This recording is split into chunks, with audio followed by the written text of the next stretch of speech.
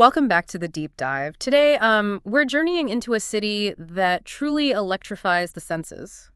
Yeah, a place where ancient wonders meet, well, unparalleled flavors, and an energy just pulses through everything. We are, of course, talking about Bangkok. Absolutely. It's quite a place. So our mission for this deep dive, we've got a stack of your sources here, a great 4-day itinerary, and a really, really in-depth traveler's guide. And we're going to extract the most important nuggets, the key insights. Yeah. The idea is to help you really understand Bangkok, give you that shortcut to being, well, properly informed, help you decode this amazing, sprawling city without feeling totally overwhelmed. Makes sense. It can definitely feel overwhelming at first. Right. So imagine this. Ancient temple spires gleaming right beside these towering skyscrapers, the smell of street food filling every alley, and just this constant hum of life, this intoxicating energy. That's Bangkok. It's famous for its vibrant culture, incredible food, nonstop excitement. Okay, so let's unpack this. Beyond that surface allure, what is it that really sets the city apart? What makes it special? That's a really good question. Right. Because, yeah, the energy is obvious, but I think for me, it's the sheer audacity of its contrasts. You mentioned the temples next to skyscrapers, and it's not just like a visual thing. It's how these centuries-old traditions, they aren't just preserved in a museum somewhere. They're actively lived, Yeah. right alongside this hyper-modern world, that dynamic interplay, where you can find these moments of just profound serenity right in the middle of the chaos. And that's what makes Bangkok so unique, I think. Yeah, I completely agree. It's like this vibrant tapestry, isn't it? Woven from extremes. One minute you're totally immersed in the serene beauty of an old Wat, feeling that deep spiritual calm. And literally the next minute you're navigating like a super futuristic mall or the crazy energy of a street market. It's that constant shifting back and forth that really defines the experience. Exactly. And that serene beauty you mentioned, it often starts right at the city's spiritual heart. Bangkok's home to some of Thailand's most revered Buddhist temples, Wats, they're called. And what's really key to remember is that these aren't just, tourist sites. They are active, living places of worship, really central to daily life for many Thais. So, for instance, you've got the Grand Palace and Wat Phra Kaeo. That's the Temple of the Emerald Buddha. It's Thailand's most sacred temple. Just imagine the artistry, the devotion there. Wow. Then there's Wat Pho. That's where you find the colossal reclining Buddha. It's like 46 meters long, covered in gold leaf. It's so huge it almost fills your entire vision when you're up close. Really quite breathtaking. And Wat Pho also houses a really famous traditional Thai massage school. So it's a place for, well, spiritual and physical rejuvenation, you could say. Oh, interesting. And finally, you can't miss Wat Arun, the Temple of Dawn, that iconic riverside temple, beautifully decorated with colorful porcelain. It's best seen at sunrise or sunset. It just creates this incredible silhouette against the sky. Wow, just picturing that giant Buddha gives me goosebumps. But then, okay, you emerge from that quiet reverence of the Wats, and Bangkok immediately pulls you into its other extreme, right? The electrifying street scene. And here's where it gets really interesting. Bangkok consistently ranks as one of the world's best cities for street food. It's not just food, it's like a full-on sensory assault in the best possible way and at crazy affordable prices. Oh, absolutely. The value's incredible. And the city itself just buzzes, doesn't it? Day and night, you've got chaotic markets, the bustling river traffic, those amazing rooftop bars, world-famous nightlife. There's always something going on. And despite all this grandeur, all these things to do, Bangkok is still remarkably affordable. You get incredible value accommodation, food, transport. It really kind of messes with your expectations for a major global city. It really does. So, okay, what does this all mean for your experience? For someone listening, how does this translate into what you can actually do there to really immerse yourself? Well, first up, exploring those grand palaces and temples we talked about, that's essential, right? You want to set aside at least a full day for that. And the crucial tip, dress respectfully, shoulders and knees covered. Super important. So yeah, Grand Palace, Wat Phra Kaeo, Wat Phra Reclining Buddha, Massage School, and Wat Arun. Must-dos. Definitely the core historical and spiritual sites. Okay, so once you've found that, spiritual serenity, Bangkok pulls you straight into its other extreme. The markets. The city is famous for them. You've got the Chatuchak Weekend Market. Apparently, it's one of the world's largest. Just this sprawling maze selling absolutely everything. But remember, only on weekends. Yeah, plan accordingly for that one. It's huge. Then you have the floating markets, like Damnon Siduak and the Maeklong Railway Market. That's the one where the train goes right through the stalls, which sounds kind of wild. But worth noting, they're quite touristy and they are located outside the city itself, so it's a bit of a trip. Yeah, often a day trip or half-day trip situation for those. And for the evenings, the night markets are incredible. Loads of options like Jode fairs or Asiatic. Great for food, shopping, just soaking up the atmosphere under the stars. And night markets have a fantastic vibe. Really come alive after dark. And speaking of sensory experiences, we really need to dive deeper into the food scene, don't we? It's almost impossible to talk about Bangkok without focusing on the food. Oh, absolutely. The food isn't just part of Bangkok. It's like its beating heart, especially the street food. What's fascinating is just how central food is to the whole Bangkok experience. It's a global food capital, no question. Yeah. Famous for its diversity, the vibrancy, incredible flavors, and like you said, it's famously affordable. So yeah, basically get ready to eat constantly. Uh-huh. Sounds like a plan. And there are some absolute must-try Thai classics you'll find, well, pretty much everywhere. They're foundational. Pad Thai, obviously. That iconic stir-fried noodle dish, shrimp, chicken, tofu, peanuts, bean sprouts, lime, the works. Can't go wrong. Definitely not. Yeah. Then there's Tom Yum Goong, that spicy, sour, hot soup with shrimp, lemongrass, galangal, kaffir lime leaves. It just bursts with flavor. Gang Ki Wan Gai green curry. Rich, fragrant coconut milk curry, usually with chicken and Thai basil. Classic. Yeah. And for something refreshing, Sumtum papaya salad. Spicy, tangy, crunchy. Great contrast. Made with shredded green papaya, chilies, peanuts, lime. And a really quick, satisfying street food staple is pad krai pao mu, spicy stir-fry with minced pork and holy basil. Usually comes over rice with a fried egg on top. Delicious. Okay, that list alone is making me seriously hungry. Are there any specific street food gems people should maybe seek out, things that are a little less obvious than pad thai? Oh, for sure. Keep an eye out for Muping, these delicious grilled pork skewers. Perfect snack while you're wandering around. Konom krok, they're these little sweet and savory coconut rice pancakes, cooked in those special dimple pans. Really delightful. Ooh, okay. And roti. You'll see carts making crispy fried flatbread, often served with banana and condensed milk. It's a sweet treat, super popular. Also, try to find boat noodles, kway teow ruya. They're small but really flavorful bowls of noodle soup. Traditionally served from boats, hence the name. They pack a punch. Oat noodles, got it. And for dessert, mango sticky rice, khao nao mamwan. It's seasonal, usually during the mango season, but absolutely iconic. Plus, fresh fruit and fruit shakes are everywhere, so refreshing in the heat. And drinks Thai iced tea, cha yen, that bright orange, sweet, creamy iced tea, essential. People of Thai iced tea. Yeah. And for beer, the local lagers, Chang, Leo, Singha, they're everywhere. And pretty affordable compared to imports. Okay, so the message for your culinary journey is basically, don't be shy, pull up one of those little plastic stools on the sidewalk and just dive in, right? It really is like this masterclass in culinary democracy. World-class food on a street corner. Now, okay, with all these incredible places to see, amazing things to eat, you might be wondering, how do you actually get around this huge, vibrant city? And maybe just as important, where should you stay? Good questions. Let's tackle accommodation first. Right. So Bangkok offers, as we said, incredible value pretty much across all price points. For budget travelers, you're looking at maybe $7 to $18 US a night for a dorm bed. Private rooms and guest houses, maybe $20 to $45. Yeah, very affordable entry points. Hostels and guest houses are great value. Mid-range, you're talking comfortable hotels, often with pools, gyms, maybe $50 to $120 US a night. And serviced apartments are a really good option too, especially if you're staying a bit longer. Definitely, gives you a bit more space, sometimes a kitchenette. And then, of course, luxury. High-end hotels, beautiful riverside resorts. You can easily spend $150 US or way over $400 a night. Stunning infinity pools, world-class restaurants, the whole 9 yards. Yeah, the sky is the limit at the top end. Some incredible properties. So when you're choosing where to stay, location is obviously key. You got to think about what you want to do, right? Like Sukhumvit for nightlife and shopping. Siam for the high-end malls. The riverside area for luxury and those amazing views. The old city if you're focused on temples and history. Or maybe Khao San Road if you want that classic backpacker vibe. Exactly. Match the area to your interest. And critically, think about transport. Staying near a BTS Skytrain or MRT subway station is, well, it's pretty crucial for getting around easily. These trains are like air-conditioned havens, a cool, calm way to glide over the traffic below. Totally. Avoids that legendary Bangkok traffic. Also remember, prices fluctuate. highest during the peak dry season, November to February, and around holidays. So booking ahead, especially then, is probably smart. Yeah, definitely recommended for peak times. Okay, so getting around itself. You mentioned the public transport is excellent. It really is. It's the best way to beat the traffic, honestly.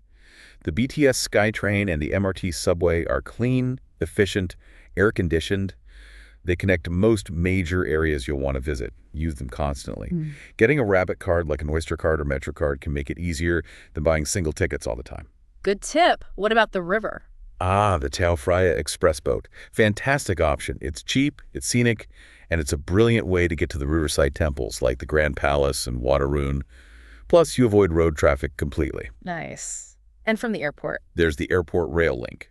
Connects Suvarnabhumi Airport, that's BKK, straight into the city center. Really convenient after a long flight. Okay, now for the iconic Bangkok experience. The Tuk-tuk. You kind of have to do it once, right? Yeah, it's definitely an experience, good for short distances. But, and this is super important, always agree on the price before you get in. Right. Negotiate first. Absolutely. They can sometimes cost more than a taxi for tourists, but you pay for the thrill, I guess. Just be firm if they try to detour you to a gem shop or a tailor shop. That's a really common scam tactic. Just say no thank you firmly. Got it. What about regular taxis and ride-hailing? Meter taxis are everywhere and generally affordable. The key is make sure the driver turns on the meter, insist on it. Meter, please. But honestly, ride-hailing apps like Grab are incredibly popular and super convenient. Grab? Okay. Yeah, Grab works for cars and even motorbike taxis sometimes. You get a fixed price up front. It avoids language issues. Highly recommended, especially maybe late at night or if you're unsure about navigating the taxi situation. Makes sense. And motorbike taxis themselves? Those guys in the orange vests? Yep, motor taxis. They're great for quick, short hops, weaving through traffic. Yeah. Same rule applies. Agree the fare before you start. And please, always wear the helmet they offer you. Traffic is no joke. Definitely. So while some areas are walkable, Bangkok's huge. You'll be using public transport or Grab quite a bit between different districts, yeah. Oh, absolutely. Unless you really love walking in the heat and humidity, you'll rely heavily on transport. Okay. This naturally brings up the budget question again. What does all this actually cost? How do you manage your money effectively there? Right. Well, the great news, as we've touched on, is that Bangkok offers seriously incredible value for money. It caters to all sorts of travel styles, excluding your flights, obviously. So for a budget traveler, someone staying in hostels or basic guest houses, eating mostly street food, using public transport, sticking to free sites, you could probably manage on, say, $25 to $50 a day. It means being mindful about nightlife, paid tours, that kind of thing. Wow, $25 a day is possible. That's amazing. It is, yeah, if you're really frugal. Now, for a mid-range traveler, maybe a comfortable hotel, mixing local eats with some nicer meals, using the BTS MRT, maybe grabbing the occasional Grab, and doing a few key paid attractions like the Grand Palace, maybe a cooking class, you're probably looking at $60 to $120 a day. That range offers a really great balance, I think. Yeah, that sounds like a very comfortable and experience-rich trip. Exactly. And then luxury travelers. Well, if you're going for high-end hotels, fine dining, private tours, rooftop cocktails every night, you can easily spend $150, $200, up to $400 plus per day, especially during peak season. So it really scales depending on your choices. What are the main things that tend to drive up costs the most, and how can you be smart about saving? Okay, key cost drivers. Definitely accommodation at the higher end. Luxury hotels are a significant chunk. Shopping? Bangkok's a shopper's paradise, but it can drain your budget fast if you're not careful. Nightlife drinks and touristy bars and clubs add up. Specific activities like fancy tours or theme parks, and alcohol in general is pricier in bars compared to, say, a 7-Eleven. Right. So smart saving tips. Number 1. Eat street food and at local restaurants. It's the best food and it's the cheapest. Seriously. Utilize the BTS and MRT. Super cheap, super efficient. Avoids costly taxi rides stuck in traffic. Use Grab for private rides when you need them. Fixed prices mean no surprises or arguments about the meter. Stay in guest houses or hostels if you're on a tighter budget. The value is excellent. Focus on free activities. Many temples have free entry to the grounds. Grand Palace Complex has a fee, though. Wandering through markets, exploring parks. Lots to see without spending much. Bargain respectfully in markets, and for things like tuk-tuks, it's expected. Just be polite about it. Okay. Drink local beer, Chang, Leo, Singa. Much cheaper than imported stuff. Yeah. And a really practical tip. Get a local prepaid SIM card. Data is cheap, and having maps and Grab on your phone is invaluable. That's a great practical tip. Okay, so if we connect all this back to the bigger picture, It's not just about what you do, but how you experience Bangkok, right? Understanding its unique rhythm. Let's talk about the best time to visit, weather-wise. Yeah, okay. Bangkok's tropical, so it has distinct seasons. The dry season is generally in November to February. This is usually seen as the best time. Temperatures are pleasant, maybe 25, 30 degrees C. Humidity is lower, not much rain, ideal for sightseeing. Yeah. But it's peak tourist season, so higher prices, more crowds. Okay, the trade-off. What about other times? Then you get the hot season, March to May. Temperatures climb significantly, think 30, 38 degrees C, maybe even higher. Humidity is high. It can feel really hot. April is particularly intense, and that's also when Songkran happens, the Thai New Year Water Festival, which is fun, but chaotic and very wet. Haha, sounds intense. And the rainy season? Rainy season is roughly June to October. More rain, higher humidity, but temperatures might be slightly cooler than the hot season. The key thing is the rain usually comes in short, heavy downpours, often in the afternoon. It doesn't typically rain all day. This is the low season, so you'll find fewer crowds and lower prices. It's still very doable if you don't mind dodging the occasional shower. So bottom line, November to February for the best weather, but expect crowds. Rainy season for deals and fewer people if you can handle some rain. Hot season, be prepared for heat. That sums it up pretty well, yeah. And the culture itself, the people, it really shapes the experience too, doesn't it? Hugely. Thais are generally known for being warm, friendly, hospitable. It's called the land of smiles. For a reason, you know. Learning just a couple of basic Thai phrases, swazdika, or krap for hello, depending if you're female, male, kub kun ka krap for thank you, goes a long way. People really appreciate the effort. Good to know. Buddhism is obviously a huge influence. It's deeply ingrained. So be respectful, especially at temples. Dress modestly, take your shoes off before entering temple buildings. Don't point your feet at Buddha images or people. Simple respect. Also, the Thai monarchy is highly revered. Show respect. Any disrespect is a very serious offense there. Right, important cultural point. And there's this concept called sanuk. It's about finding fun, joy, and enjoyment in everyday life. You'll see this lighthearted attitude often. Life spills onto the streets, especially around markets and food stalls. Embracing that bustling atmosphere is part of the fun. And it's interesting, despite the crazy traffic and crowds, there's often this surprising sense of calm and patience among locals. Maybe it's the Buddhist influence. It's a fascinating contrast. That balance sounds really unique. Okay, last crucial topic, safety. What should travelers be aware of? Right. Generally, Bangkok is safe, especially for tourists. But like any huge city, you need common sense. Petty crime exists. Pickpocketing, bag snatching. It can happen in really crowded places. Think the Grand Palace, Chatuchak Market, busy shopping areas, packed Skytrains. Just be aware of your surroundings, keep valuables secure, don't flash cash. Standard big city advice. What about traffic? Traffic safety is probably a bigger daily concern, honestly. Crossing the road, be very careful. Look both ways constantly, walk slowly and predictably. Motorbikes often weave around pedestrians, so sudden moves aren't good. Okay, steady pace. Yeah. Motorbike taxis, we said it before, but negotiate price first. Always wear the helmet. Tuk-tuks, negotiate price. Be firm about not going to gem tailor shops. It's usually just a waste of your time, part of a commission scam. And riding a motorbike yourself.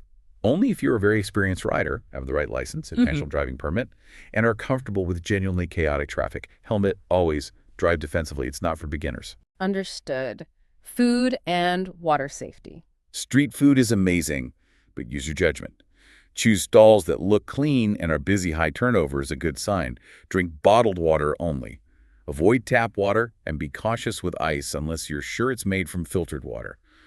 Most tourist places are okay now, but better safe than sorry. Wash fruit you buy yourself. Okay.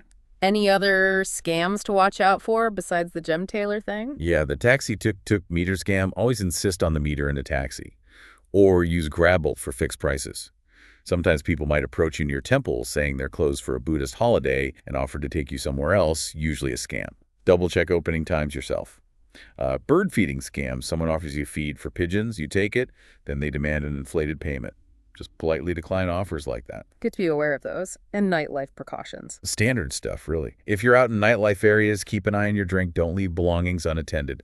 Be wary of overly aggressive touts trying to pull you into bars, or check your bill carefully for unexpected charges. Drink responsibly. Know your limits. Makes sense. And maybe note down the emergency numbers. Good idea. Police is 191. Tourist police, who often speak English, is 1155. Worth having those saved. Okay, so there you have it. Our deep dive into Bangkok. a city that just spectacularly blends ancient spirituality with this pulsing modern energy, incredible food adventures, stunning temples, that nonstop vibe. And while, yeah, it can seem overwhelming, hopefully with these insights from the guides in our chat, you can see how smart planning lets you really conquer it.